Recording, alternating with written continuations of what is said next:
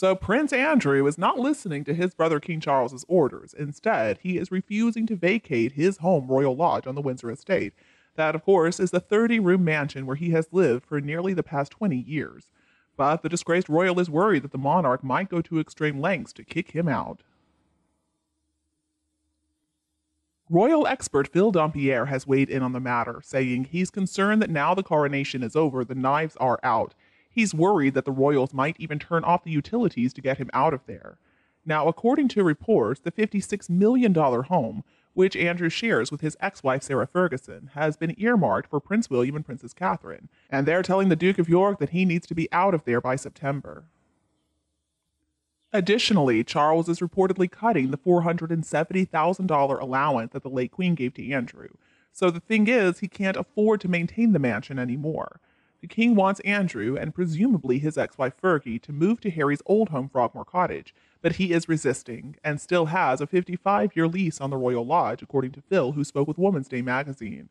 Reports they will cut off his electricity have been denied, but they are obviously putting him under pressure. And Mr. Phil Dampierre also reports that Prince William is a driving force behind this plan to remove Andrew.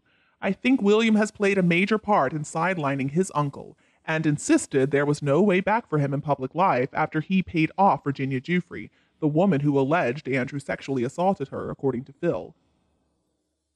He also said William has never been close to Andrew, and now he probably sees him as a problem, just like his brother Harry. William might think the two spares have caused enough trouble for the House of Windsor, and need to be separated from the institution.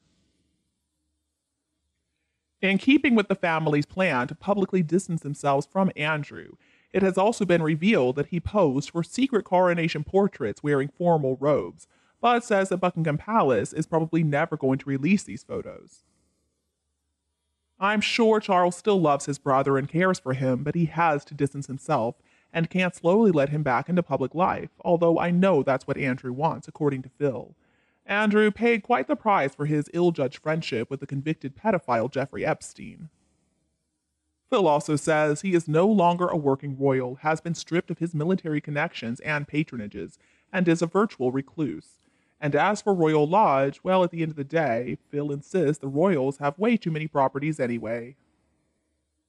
He goes on to say, with the death of the Queen, Buckingham Palace, Windsor Castle, Balmoral, and Sandringham are available. Yet both Prince William and King Charles are still living in their old homes. A real game of homes is needed. Some need to be sold off and others turned into full-time museums, or the public will start to ask questions as to the cost of them all. Meanwhile, in other news, Tom Bower, the author of Revenge, which talked about the Meghan and Harry saga and the fallout with the other senior royals, claims that there was a lot of stress surrounding the coronation of the king and queen.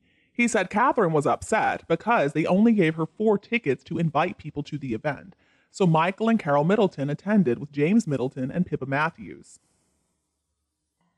Neither James nor Pippa could bring their spouses to the event, leaving James Matthews and Alize Middleton out of luck. Meanwhile, Camilla was able to invite 20 people, which did not include her grandchildren because they served as pages, and she invited some people she isn't even very close with.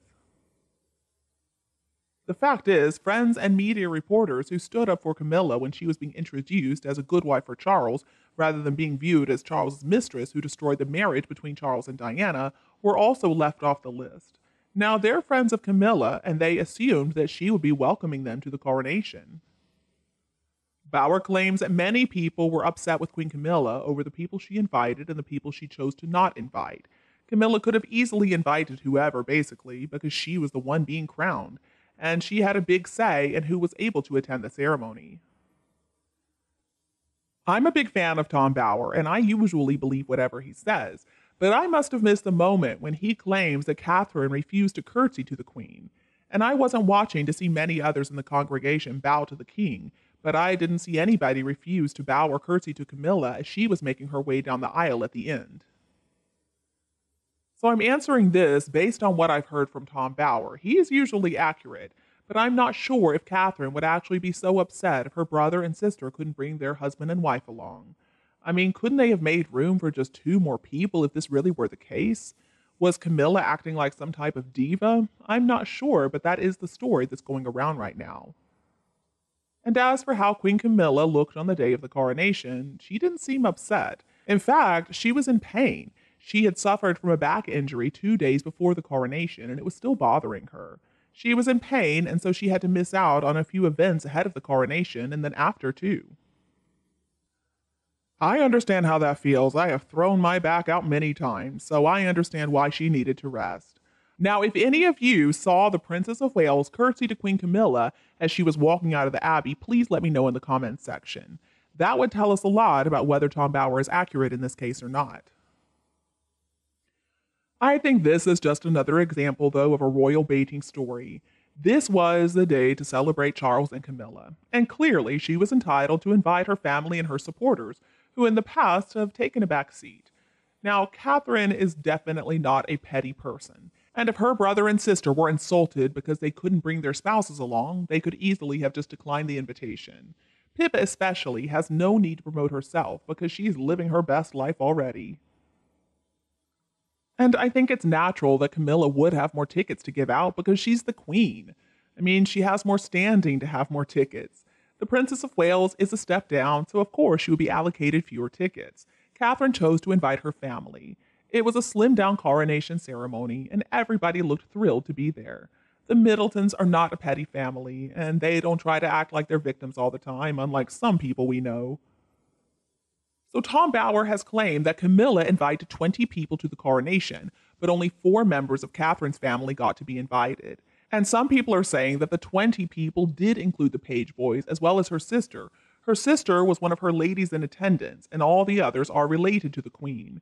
So I don't really know what's going on with Tom Bowers. I mean, is he trying to be like one of those royal experts who try to make money by making up these stories of dissension in the royal family? I sure hope not. Now, Tom Bowers usually does his due diligence when it comes to reporting, but in this case, I'm just not convinced that he's right. I mean, who within either household would feed this type of nonsense after all? I'm sure Catherine was very aware of the space restrictions with this coronation, and I'm sure that she agreed to everything. She's not some difficult person. I think this is just media fodder. And I remember watching the Princess of Wales at the coronation concert, and her smile just lit up when Queen Camilla looked at her. I think people shouldn't read too much into things.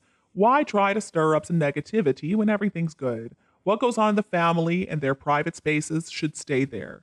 Would you like your family's problems broadcast for the entire world? I don't think so. And you, what do you think about Harry and Meghan? Please tell me your opinion below in the comments. If you think my video is helpful, don't be afraid to like and share it with your friends and relatives who would enjoy it too. And please subscribe.